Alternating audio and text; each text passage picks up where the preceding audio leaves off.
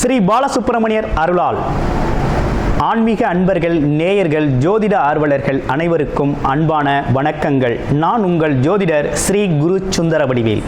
இப்போ பார்த்தீங்கன்னாக்க ஏப்ரல் மாதத்திற்கான பலாபலன்கள் ஒவ்வொரு ராசிக்கும் எப்படி இருக்குது அப்படிங்கிறத, என்ன செய்யலாம், என்ன செய்யக்கூடாது, என்ன விதமான வழிபாடுகள் உகந்ததாக இருக்கும், நட்சத்திர பலன்கள்லாம் ஒவ்வொரு ராசியில் இருக்கக்கூடிய நட்சத்திரங்களுக்கும் சிறப்பு பலன்கள்லாம் எப்படி இருக்குது அப்படிங்கிறதை பற்றி விரிவாக தெளிவாக நம்ம இந்த வீடியோ மூலமாக நம்ம பார்க்க இருக்கிறோம். அந்த வகையில் பார்த்தீங்க அப்படின்னு கேட்டிங்கனாக்க, இப்போ இந்த மாதத்தோட சிறப்புகள் என்னென்ன இருக்குது அப்படின்னு பார்த்தோம்னா, ஏப்ரல் மாதத்தில் 8 விதமான சுப முகூர்த்தங்கள் அப்படிங்கிற ஒரு விஷயம் ரொம்ப சிறப்பாக இருக்குது. அடுத்து பார்த்துங்க, பங்குனி உத்திர திருநாள் வருது. அடுத்து பாருங்கள், தமிழ் புத்தாண்டு. அடுத்து அட்சய திதியை. அடுத்து குரு பூஜை, பெரிய வியாழன் அப்படின்னு சொல்லி பல்வேறு விதமான நிகழ்வுகள் அப்படிங்கிறது இந்த மாதத்தில் நிறையவே இருக்குது. அதையும் தாண்டி வாஸ்து நாள் அப்படிங்கிறதும் இந்த மாதத்தில் இருக்குது. அப்போ இப்படிப்பட்ட சிறப்பு மிக்க இந்த மாதத்தில் உங்களுடைய ராசிக்கு இந்த கிரக பயிற்சிகள், கிரக மாற்றங்களால் என்னென்ன மாற்றங்களை நீங்கள் செஞ்சுக்கலாம், என்ன விதமான முயற்சிகள் கை கொடுக்கும் அப்படிங்கிறதை பற்றி விரிவாக தெளிவாக ஒவ்வொரு ராசிக்கும் மிக அழகாக பார்க்க இருக்கிறோம். நீங்கள் முழுமையாக இந்த வீடியோவை பாருங்கள். இப்போ உங்களுக்கு உங்களுடைய ராசிக்கு எப்படி இருக்கும் அப்படிங்கிறத இப்போ பார்க்கலாம். விருச்சிகம் காலச்சக்கரத்தின் 8வது ராசியான விருச்சிக ராசிக்கு எப்படி இருக்கு அப்படின்னு பார்க்கணும். விருச்சிக ராசி அப்படின்னு எடுத்துக்கிட்டோம்னாலே பார்த்தீங்கன்னா, சந்திரன் நீசமடையக்கூடிய ராசிகளில் விருச்சிக ராசி அப்படிங்கிறது தான் முக்கியத்துவம் வாய்ந்ததாக இருக்குது. இந்த விருச்சிக ராசியை பொறுத்த வகையில் அதீத அன்பு, அதீத நம்பிக்கை அப்படிங்கிறது ஒரு நேரம் எதிர்பாராத விஷயமாக பயங்கரமாக இருக்கும். அப்புறம் பார்த்தீங்கன்னா அது அப்படியே ஜீரோவுக்கு வந்துடும். அப்படின்னா என்ன அர்த்தம் அப்படின்னா, ஒரு 15 நாட்கள் ரொம்ப பிரகாசமாக இருக்கிறதும் 15 நாட்களுக்கு பிறகு அந்த பிரகாசம் பொலிவிலிருந்து இருக்கிறது அப்படிங்கிறது இது சந்திரன் அடிப்படையில் பார்த்தீங்க அப்படின்னா மனம் செயல்பட போகுது. அது மாதிரி தான் இதுவரையும் செயல்பட்டுக்கிட்டு இருக்கு.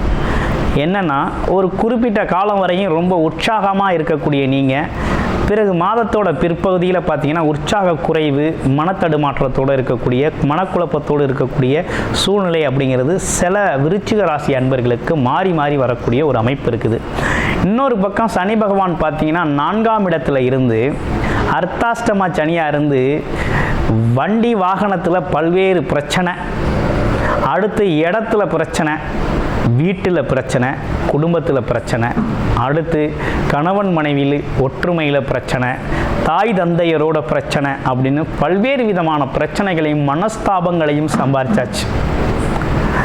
ஆனால் இடையில குரு என்ன பண்ணிட்டாரு, கொஞ்சம் அதில் இருக்க பிரச்சனைகளுக்கு கொஞ்சம் தீர்வு கொடுத்தாரு.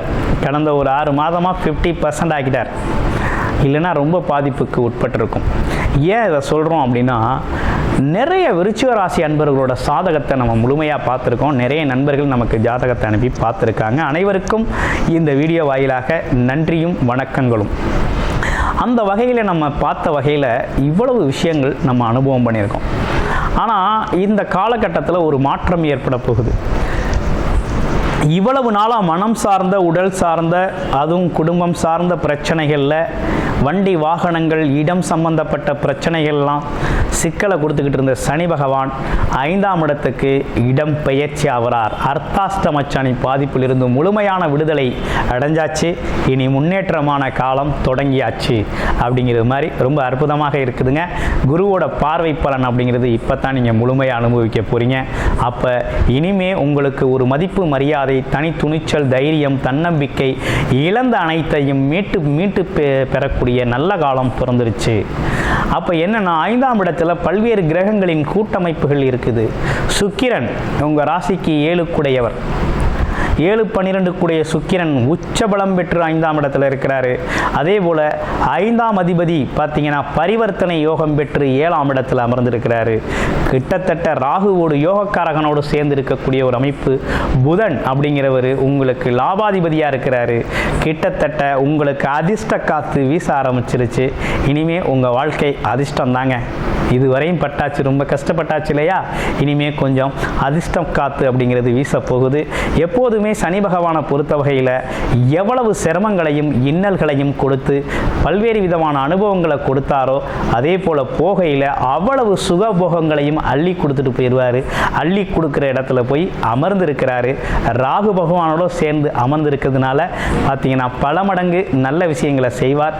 சுக்கிரன் அப்படிங்கிறவர் உங்களுக்கு எப்படி பார்த்தாலும் அதிர்ஷ்டத்தை ஏற்படுத்தக்கூடியவர். குரு அப்படிங்கிறவர் உங்களுக்கு பாக்யாதிபதி பரிவர்த்தனை யோகத்தில் இருக்கிறாரு.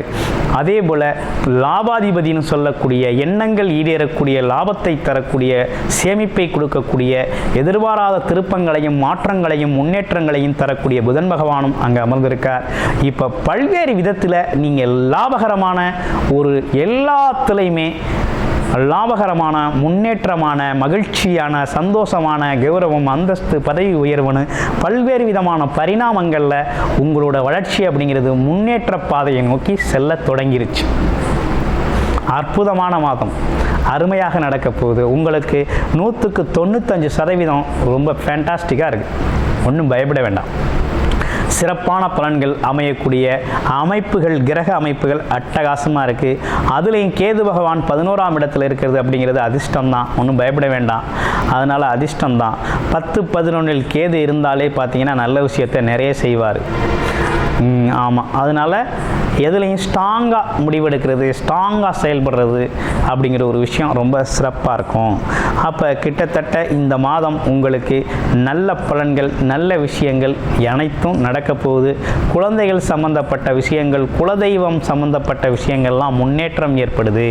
குழந்தை இல்லாதவர்களுக்கு குழந்தை பாக்கியம் கிடைக்கக்கூடிய ஒரு அமைப்பும் குழந்தைகளால் உங்களுக்கு பெருமை ஏற்படக்கூடிய ஒரு அமைப்பும் குழந்தைகளோட தேவைகளை நிறைவேற்றுதல் அப்படிங்கிற ஒரு அமைப்பும் ரொம்ப நல்லா இருக்கு. அடுத்து பாருங்க, குலதெய்வ அருள் பரிபூரணமாக கிடைக்க இருக்குது.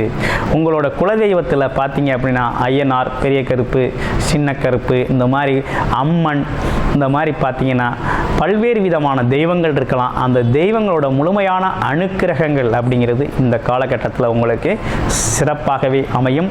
வருகின்ற தமிழ் புத்தாண்டில் உங்களோட குலதெய்வத்தின் கோவிலுக்கு சென்று சிறப்பானதொரு அபிஷேக வழிபாட்டை செய்யுங்க. அற்புதமாக இந்த ஒரு புத்தாண்டை தொடங்குங்க. வாழ்க்கை வளமாகும் அப்படிங்கிறதுல எந்த மாற்றமும் இல்லை. அற்புதமாக இருக்குது. சரி, ஓகே, இதெல்லாம் இருக்குது. இப்போ என்ன விதமான முயற்சிகள்லாம் உங்களுக்கு கை கொடுக்க போகுது அப்படின்னா, திருமணம் சம்மந்தப்பட்ட முயற்சிகள் கை கொடுக்கும், தொழில் சம்மந்தப்பட்ட முயற்சிகள் கை கொடுக்கும், வருமானம் சம்மந்தப்பட்ட முயற்சிகள் கை கொடுக்க போகுது. அதே போல் உங்களுக்கு வேறு என்னென்னா முயற்சிகள், உங்களோட முயற்சிகள்லாம் வெற்றியாக போகுது. இவ்வளவு நாளாக முயற்சி பண்ணோம் எதுவும் நடக்கலை அப்படின்னா அந்த மாதிரி நெகட்டிவ் ஃபீலிங்கில் இல்லாமல் புது முயற்சியை தொடங்குங்க. வெற்றி வாய்ப்புகள் ரொம்ப பக்கத்தில் மிக அருகாமையில் அதிர்ஷ்ட காற்று வீசுகிற வகையில் ரொம்ப அற்புதமாக அமைஞ்சிருக்குது.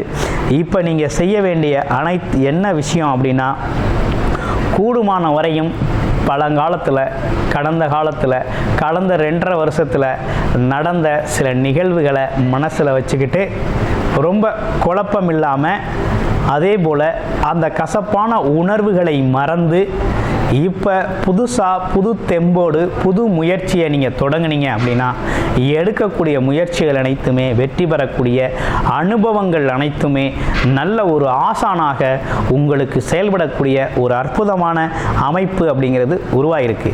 இவை அனைத்துமே பொது பலனாக நம்ம கோச்சார ரீதியாக சொல்லிக்கிட்டு இருக்கோம்.